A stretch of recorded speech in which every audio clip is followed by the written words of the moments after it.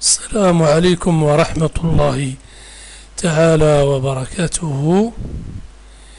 Élèves de la deuxième année baccalauréat, bienvenue dans cette vidéo dans laquelle on va corriger l'exercice numéro 1 du chapitre transformation non totale d'un système chimique.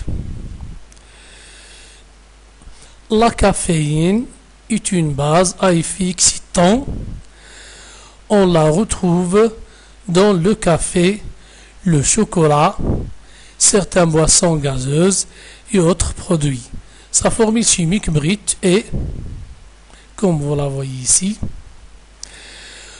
pour simplifier, on symbolise la caféine par B et son acide conjugué par BH+. On dispose d'une solution aqueuse de caféine de concentration molaire connue, il est donné ici. Voilà, de volume V égale à 100 ml et d'activité, ou bien de conductivité, pardon, la conductivité à 25 degrés Celsius, il est donné aussi. La masse molaire de la caféine, voilà, la conductivité molaire ionique d'ion OH-. Par contre, la conductivité molaire ionique d'ion BH+ est négligeable. C'est-à-dire, on va la considérer comme nulle. 1. Écrire la formule brute de l'acide conjugué de la base de la caféine, bien sûr. La caféine est une base. Écrire ou bien donner la formule brute de son acide conjugué. Calculer la masse de caféine nécessaire pour la préparation de la solution S. Écrire l'équation de la réaction qui se produit entre la caféine et l'eau en se basant sur le tableau d'avancement. Calculer le taux d'avancement final de cette réaction et conclure. Exprimer la constante d'équilibre K de la réaction en fonction de taux et C. Donc, je vous conseille de bien lire l'énoncé avant de commencer la solution.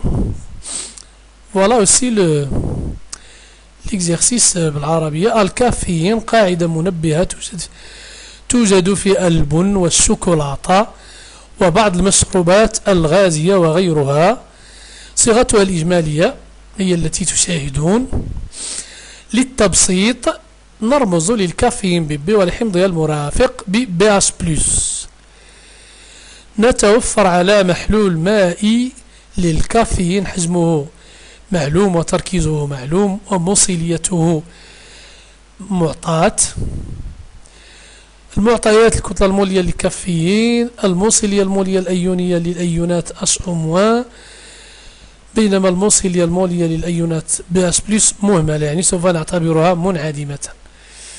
اكتب الصيغة العامة للحمض المرافق للكافيين، واحسب الكتلة M للكافيين، اكتب معادلة تفاعل الكافيين مع الماء بالاعتماد على الجدول الوصفي، احسب نسبة التقدم النهائي طو لهذا التفاعل. ماذا تستنتج؟ أوجد تعبير ثابت التوازن المقرونة بتفاعل الكافيين مع الماء بدلالة طو والسي، ثم احسب قيمتها. Donc,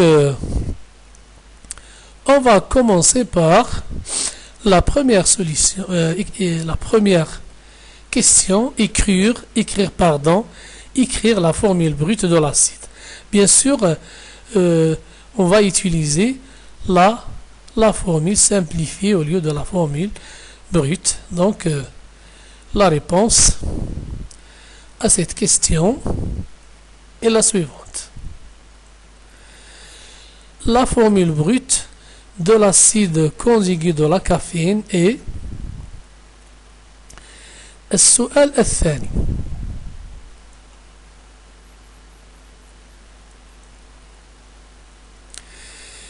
Calculer la masse M de la caféine nécessaire pour préparer la solution. Déjà la solution, on a la concentration et on a le volume. Donc on va utiliser la définition de la concentration. La concentration et le volume. Donc on peut calculer la masse nécessaire. Donc السؤال الثاني هو احسب الكتلة M للكافيين اللازمة لتحضير المحلول S. لدينا الحجم والتركيز، إذا تعلمون العلاقة ما بين تركيز المحلول وكمية مادة المذاب المستعمل. Donc voilà la solution. C تساوي N sur V. Donc C égale à N sur V. N bien sûr la quantité de matière de solide T qui est dans ce cas la caféine. Donc N égale à C fois V. D'autre part, on sait que N c'est M sur M molaire. Donc ça donne M égale à MCV. On obtient 485 mg. Donc c'est ça la masse qu'il faut dissoudre dans 100 ml d'eau pour obtenir la solution S. La troisième question, dans la troisième question, on vous demande d'écrire l'équation. Donc on peut l'écrire directement en utilisant les formules simples. Donc la caféine qui est une base, donc va donner dans l'autre côté son acide conjugué BH+. L'eau, il est transformé en HO-. Donc la base B donne BH+, plus HO-. Donc la base, il va fixer le proton de H2O.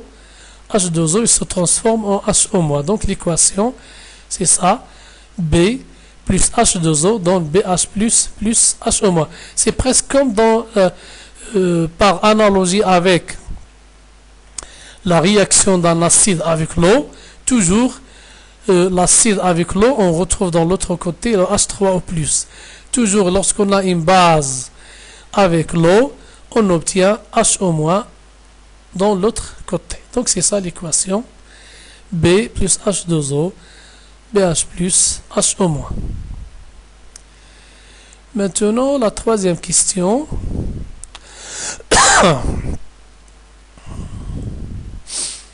La quatrième, pardon.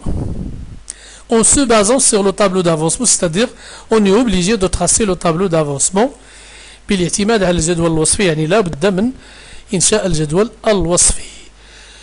donc احسب طو ثم استنتج. Donc voilà la réponse. Voilà, vous avez le tableau d'avancement. Voilà, B plus H2O, donc BH plus HO-. À l'état initial, vous avez NI ici, c'est la quantité de matière initiale de la caféine. Donc l'eau, il est en excès, c'est le solvant, 0,0, etc. Donc l'état final ici, on a noté X équilibre, on peut aussi noter X final. Donc par définition, taux égale X équilibre ou bien X final sur X max.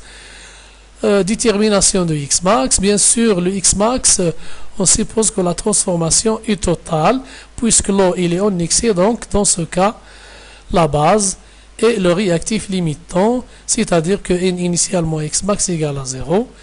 Donc d'après le tableau d'avancement, si on suppose que la transformation est totale, on aura X max égale à N initial de la base qui est la caféine ici, c'est C fois V. Donc c'est pas la peine de calculer. Donc détermination de X équilibre. Pour déterminer le X équilibre, on va utiliser la concentration de HO-. Donc à l'état final, vous avez la concentration de HO-, X équilibre sur V. Donc X équilibre, c'est la concentration de HO- fois V. Donc on remplace dans l'expression de taux X équilibre par la concentration de HO- fois V, X max C fois V, le V va se simplifier. À la fin, on trouve taux égale la concentration de HO- sur C. Maintenant, on a le C, donc il faut calculer le HO-. Pour calculer le HO-, bien sûr, on va utiliser la conductivité de la solution. On sait que sigma égale lambda BH plus fois la concentration de BH plus lambda H au moins fois la concentration de H au moins. D'après le tableau d'avancement, vous voyez ici que ces deux ions, ils ont la même quantité de matière, donc ils auront la même concentration. Donc on va factoriser par H au moins, parce que ces deux concentrations sont égaux. Donc sigma égale la somme des lambda fois la concentration de H au moins. Mais d'après les données, lambda H plus, il est négligeable, c'est-à-dire on va la considérer comme nulle. Donc on aura, il reste donc lambda H au moins fois la concentration, car lambda de BH plus est négligeable. On obtient donc la concentration de H au moins égale sigma sur lambda H au moins. Bien sûr, il faut faire attention, ce résultat, il est en mol par mètre cube. Il est mol par mètre cube. Donc, n'oubliez pas de la convertir en mol par litre en le multipliant par 10 à la puissance moins 3. Donc, c'est ça la concentration de H au moins. Donc, taux égale sigma sur lambda H au moins sur C. Ça sera donc ici. Donc, lorsqu'on veut faire les calculs, n'oubliez pas de multiplier ici par 10 à la puissance moins 3, car il est en mol par mètre cube. Application numérique. Vous avez sigma 45 milli.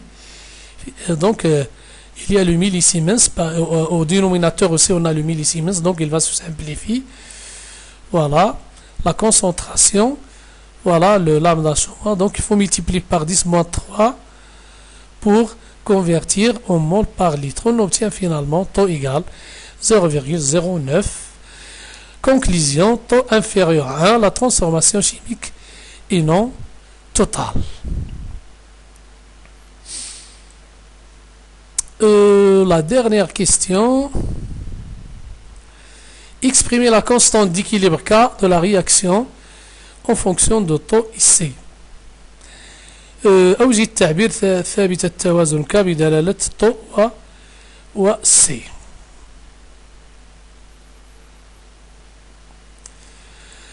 Donc voilà la réponse. Expression de la constante d'équilibre en fonction de taux C. Par définition, K, c'est le QR à l'équilibre. C'est le quotient de la réaction à l'équilibre.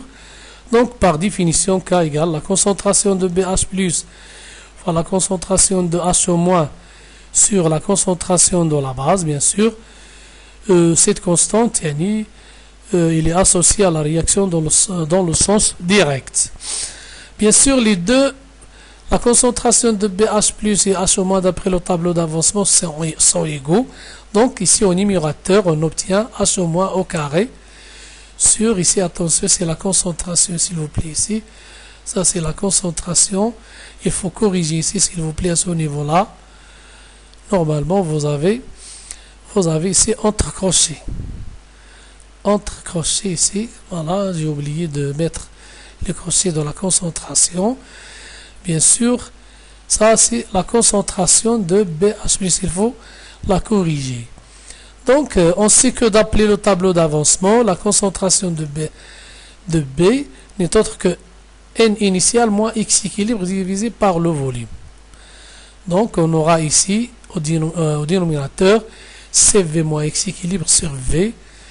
Donc, on va simplifier par le V. Donc, ça sera C moins X équilibre sur V.